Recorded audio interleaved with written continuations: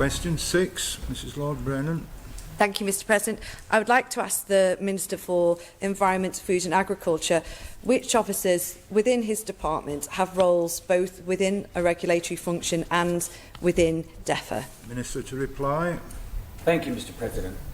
I can inform the Honourable Member for Council that there are 10 areas of regulation within the department across 4 directorates, each having officers with delegated powers under relevant and specific legislation for enforcement of a wide range of regulation.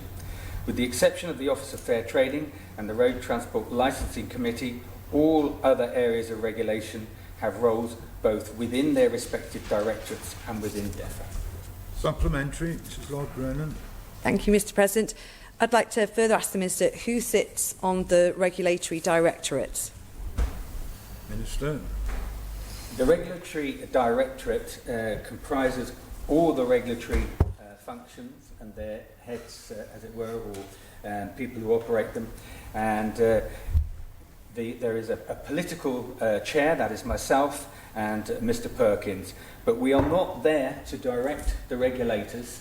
We are there to work as an interface between the different regulatory functions and political aspects and policy aspects within the department. Supplementary question.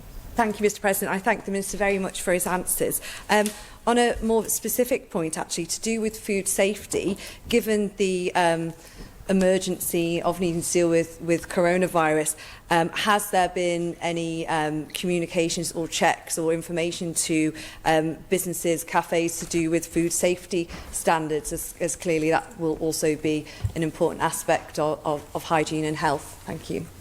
Reply, sir. Thank you, Mr President. Environmental Health liaise with businesses constantly and monitor the situation. As a department, as well as a regulatory function, we are very much involved in, obviously, the coronavirus emergency and where we're going and how we're dealing with that.